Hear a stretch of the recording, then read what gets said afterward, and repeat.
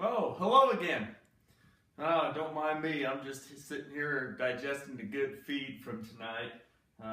But since I got you all here, I want to talk to you guys about a really exciting U.S. Court of Appeals case in 2003 called old Leebaert versus Harrington here. It's about how a parent doesn't have the fundamental right to mandate school curriculum. And it's a pretty interesting case here, dealing with some health education classes. And what this is really looking at, and oh, look at what I found here. The plaintiff here argues that it is his constitutional right to direct the upbringing and education of his child. And it's upon his request to excuse his son, old Corky here, from attending health education classes at a public school. He goes on to argue that it's his fundamental constitutional right to be able to do so. And so some of the background of this, old Corky is a 7th grader at a middle school, and they have their good old health education classes. They've got some by Connecticut school law that are required to teach within an academic school year, such as the booze and the drugs and those kinds of things. However, the Connecticut law does not require the implementation or the instruction of family life curriculum. And so at Corky's school here, they teach this stuff over a 45-day period of time, including like education on AIDS. And 6 of those 45 days is about AIDS and the family life, which can be opted out from by contacting the principal, and they wouldn't be on the hook for those 6 days.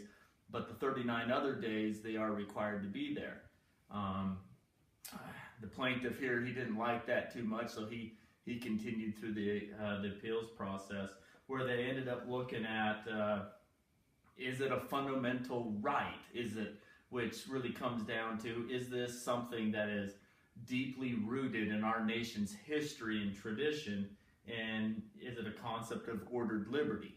Which they said in his case it is not, because if they were to rule in his favor, then just about every parent would have the opportunity that if it went against their personal beliefs, that they'd be able to mandate an individual curriculum for their students, which would be just impossible to implement for classroom teachers and school districts.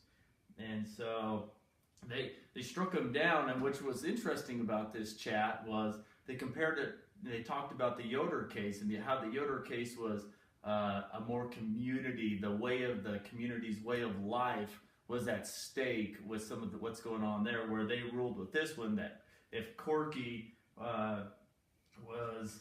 his participation in a health education class was not going to be detrimental to the community's well-being. And the dad, even though they had no reason to contradict that, he didn't believe, he didn't agree with the way that the school was teaching about drugs and AIDS and things like that. He said it totally disagreed on many different things, including, he didn't like the way they defined self-esteem, the grieving and feeling about death, the definition of love even, which can be a very tricky situation for any individual to know.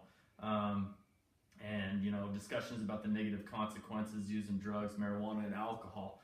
And so he said he didn't agree with those things, and, the court ruled back that the state had followed a very rational, the lowest part of rational, rational basis. And so that their mandatory curriculum must meet only the lower rational basis, which it did.